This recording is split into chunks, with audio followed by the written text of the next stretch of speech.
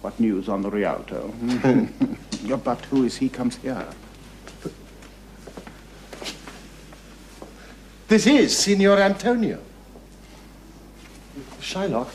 I'm debating of my present store, and by the near guess of my memory, I cannot instantly raise up the gross of full 3,000 ducats. What of that? Tubal, a wealthy Hebrew of my tribe, will furnish me. But soft, how many months do you desire? Rest you fair, good signor. Your worship was the last man in our mouths.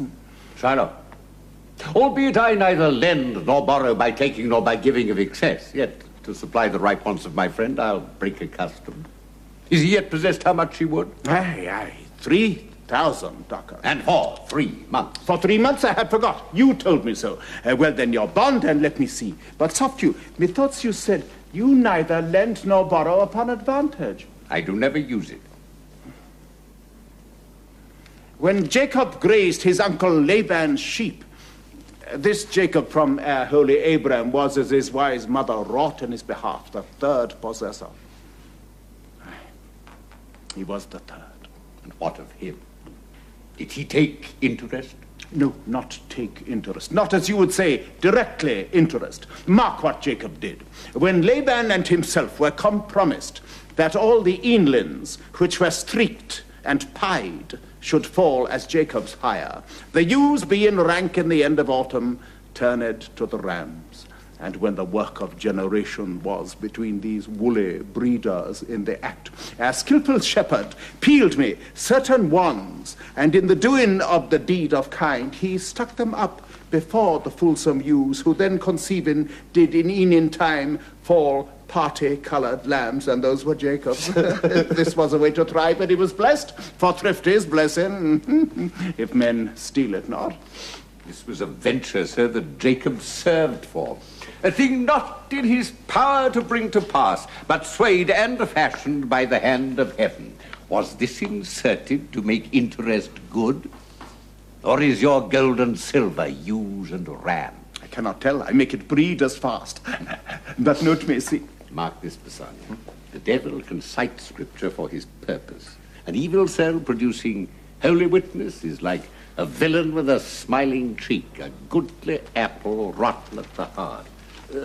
What a goodly outside falsehood hath. 3,000 ducats, 'tis a good round sum. 3 months from 12, then let me see. The rate. Well, Shylock, shall we be beholding to you? Signor Antonio, many a time and oft in the Rialto you have rated me about my monies and my usances. Still have I borne it with a patient shrug, for sufferance is the badge of all our tribe. You call me misbeliever, cutthroat dog, and spit upon my Jewish gabardine, and all for use of that which is mine own. Well then, it now appears you need my help. Go to then. You come to me, and you say, Shylock, we would have monies. You say so. You! That did void your room upon my beard and foot me as you spurn a stranger cur over your threshold. Monies is your suit. What should I say to you? Should I not say, hath a dog money?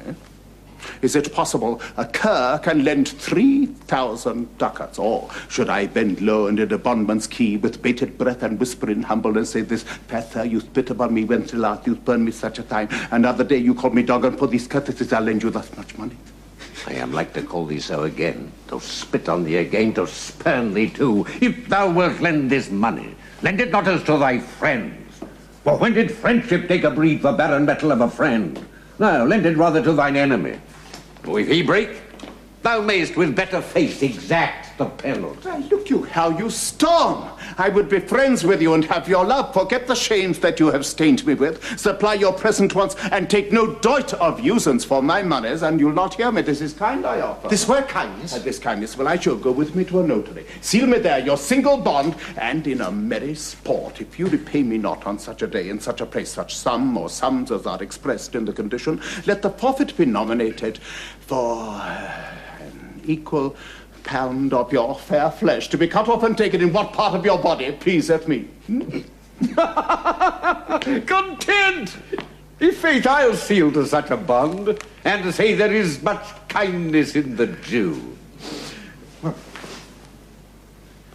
You shall not seal to such a bond for me. I'd rather dwell in my necessity. Fear not, man, I will not forfeit it.